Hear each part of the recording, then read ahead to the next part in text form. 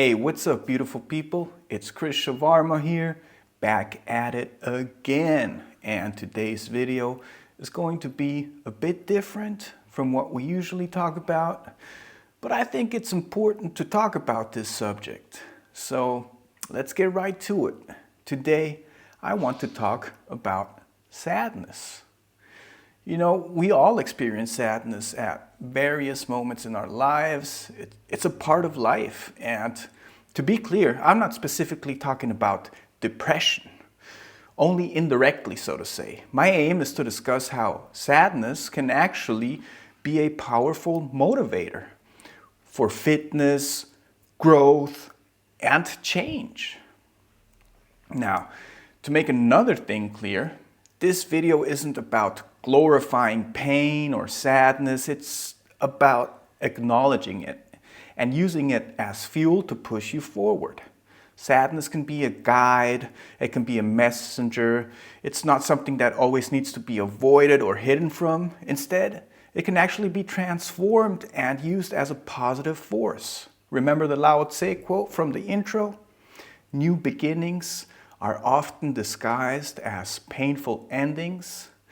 Well, today we're going to explore how you can use those difficult emotions to build something better for yourself, a new beginning both physically and mentally. First, let's get one thing straight. Sadness and depression are not the same. While depression is a more severe, persistent condition that often requires professional help, sadness is quite simply a natural human emotion that we all feel from time to time. And sometimes it comes when we least expect it. But here's the thing about sadness. It's an emotion that can also spark reflection. And from reflection often comes the desire for change. You might feel sad, but that also means that you care deeply about something. It can be the trigger that propels you into motion, into action. It's most of the time a signal that something needs to shift. And for many of us, fitness can be part of that positive shift. There's another beautiful quote by Buddha that goes, "Pain is inevitable, but suffering is optional." We can't escape sadness, but we can choose how we respond to it. And one of the most powerful responses are movement and communication. Let me discuss why movement is such an incredible outlet when you're dealing with sadness. Think of it this way. When you're sad, your body feels down, pressed, heavy, sluggish, maybe even tight. And that's because emotions are literally not just in your mind. They live in your body too. They can create tension. And when you engage in fitness, you're literally moving through and with your emotions. You're taking all of that stagnating energy and turning it into momentum. And with every practice, every workout, every rep, you're allowing that emotional tension to be moved and transformed by action. The effort, the sweat, the burn, it's all a reminder that you are alive, that you can still give a fight, that you can still change. And while working through sadness through motion, you're not in denial or running away from sadness. You're converting it. You're basically turning it into strength. I want to share something from an excellent book called Spark by John Ratey. It explains how exercise literally rewires our brain. It talks about something called neurogenesis, which neurologists didn't know was possible until around the 1990s. It refers to the creation of new neurons or new brain cells.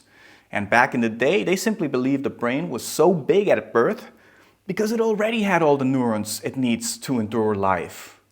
They were wrong. You can create new brain cells your whole life through action, through movement. And what's incredible is that when we exercise, in the book they particularly talk about activities like running, we stimulate neurogenesis. This means that every time you lace up your running shoes or do a workout session, you're not just improving your physical body, you're actually creating new neural connections through the holistic experience of your activity. Your brain is becoming more resilient, more adaptable. You're essentially rewiring your brain to handle stress better, to feel more confident, and to feel accomplished. In Spark, John Rady shares stories of people who have struggled with anxiety, addiction, depression, sadness, or just feeling stuck. And what do many of them turn to? Running. They get out there and move, and what happens over time is nothing short of transformative. They start to create new pathways in their brain that help them feel stronger, not just physically, but mentally. They start to gain confidence. They start to believe in themselves again. And the new sense of accomplishment is larger than the drag of trauma, sadness, depression, and anxiety. Think about that for a moment. Every mile you run, every pull-up you grind through, you're not just working your muscles, you're training your brain to be stronger, to handle whatever life throws at you. And that's why fitness is such a powerful tool, not just for your body, but for your mindset. The science is there, and it's telling us that movement is medicine. So, if you're maybe feeling sad or overwhelmed and you don't know where to start, remember that any movement, even just a walk or a short run, is a step toward creating a healthier brain.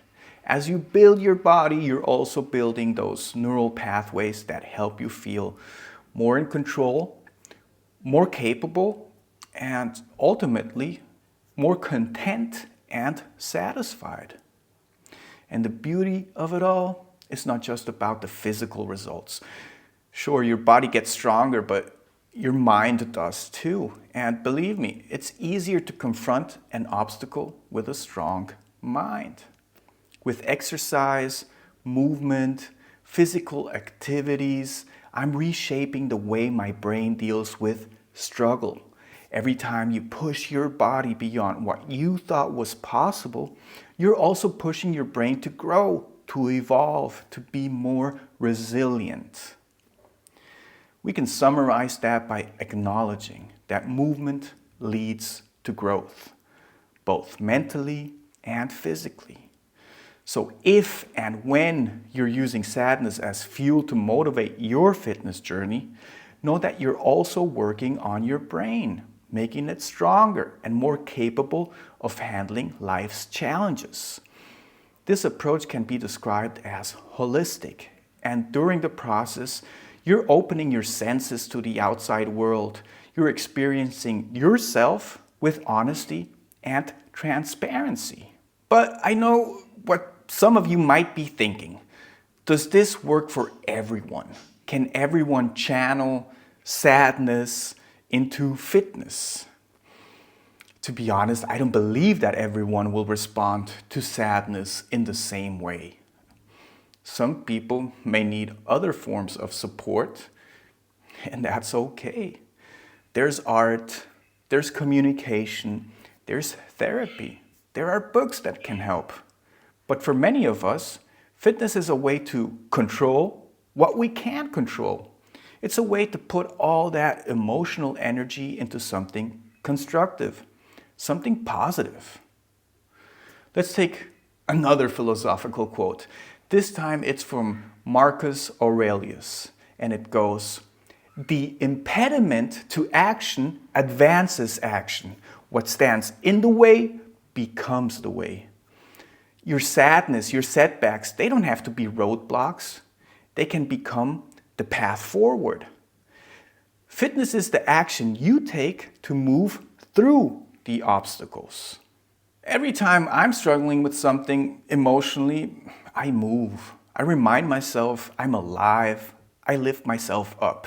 And you know what? With every rep and every practice, that emotional weight of sadness feels a little bit lighter. By the end of the workout, I've shifted my mindset. I'm not sad anymore. I'm focused and feel more mindful.